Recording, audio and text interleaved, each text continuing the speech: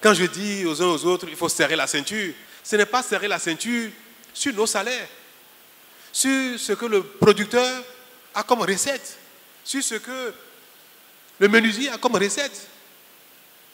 L'État ne lui prend rien au-delà de l'impôt qu'il a toujours payé sans savoir. Ce n'est pas que quand la couturière travaille, je lui demande de ne pas dépenser son argent. Est-ce qu'on a déjà demandé à quelqu'un, dans son salaire, dans ses recettes, de ne pas faire ce qu'il veut à son argent? Quand je dis qu'il faut serrer la ceinture, c'est quelle ceinture? C'est une façon de parler seulement, c'est dire de ne plus voler, c'est tout.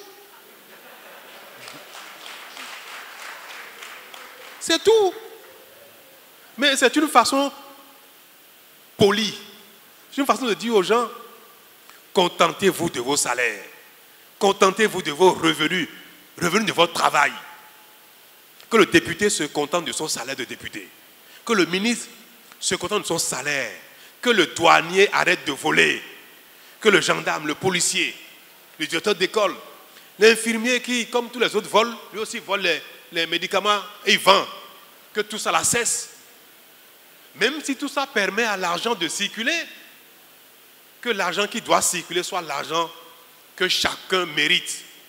Et que le reste aille construire les routes, les hôpitaux, les centres de santé, l'eau, l'électricité, les cantines scolaires pour nos enfants. Mais c'est incroyable. En moins de 5 ans, nous avons réussi à diminuer de beaucoup ce que le blanc appelle cette déperdition. Les bons d'essence.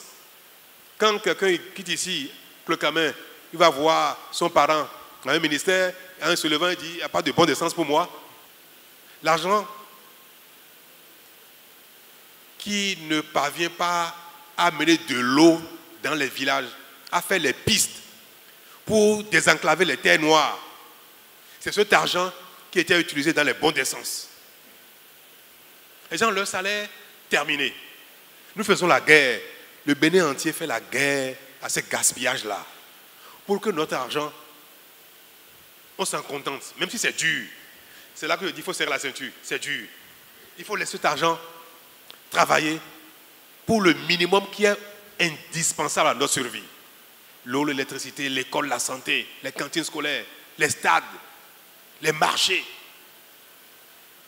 On aura fini tout ça bientôt.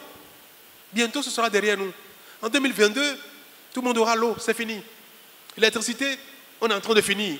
On va faire les extensions qu'il faut.